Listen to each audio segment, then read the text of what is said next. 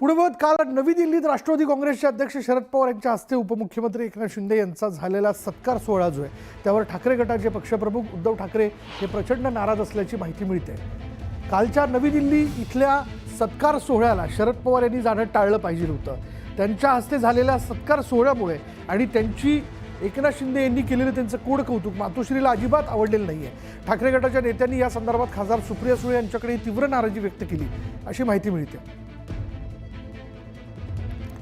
शरद पवारांनी सत्कार सोहळ्याला जाणं टाळलं पाहिजे होतं। शरद पवारांच्या हस्ते सत्कार झाल्याचं आवडलेलं नाही, एकनाथ शिंदेंचं कोड कौतुक आवडलं नाही। सुप्रिया सुळेंकडे ही नाराजी व्यक्त करण्यात आली आहे।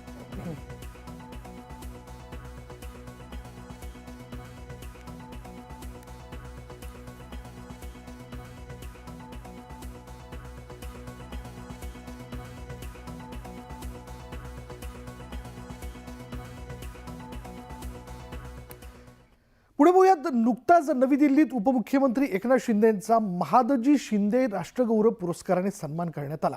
या कार्यक्रमाला शरद पवारांनी एकनाथ शिंदेंवर स्तुतीसुमनं उधळली। एकनाथ शिंदेंच्या कार्याची इतिहास दखल घेईल तर एकनाथ शिंदेंमुळे ठाण्याच्या राजकारणाला वेगळी दिशा मिळाली असं म्हणत पवारांनी शिंदेंचं कौतुक केलं आणि यावर उभाटाचे नेते संजय राऊतांनी हल्लाबोल केला। ठाण्याच्या विकासाबाबत पवारांना चुकीची माहिती मिळाली असं संजय राऊत म्हणाले।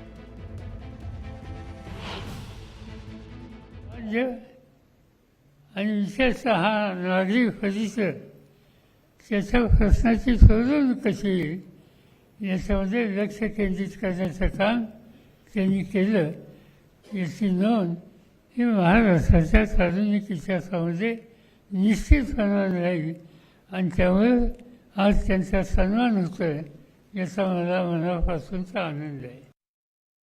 काल शरद पवार साहेबांनी शिंदेचा सत्कार केला नाही तर अमित शहांचा सत्कार केला असं मी मानतो। महाराष्ट्राचे तुकडे पाडणाऱ्या, महाराष्ट्राचा उद्योग पळवून देणाऱ्या अमित शहांचा सत्कार, ते प्रतीक म्हणजे एकनाथ शिंदे त्यांचा सत्कार केला।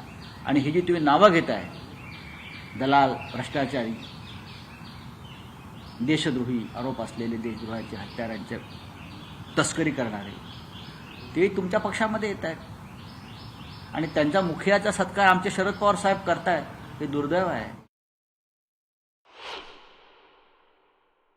याच्या महानगरपालिकेमध्ये श्री सावराम शिंदे साहेब होते, रांगणेकर होते, अहिल्याबाई होत्या का नाही मला आठवत नाही, अनेक लोक त्या ठिकाणी की जे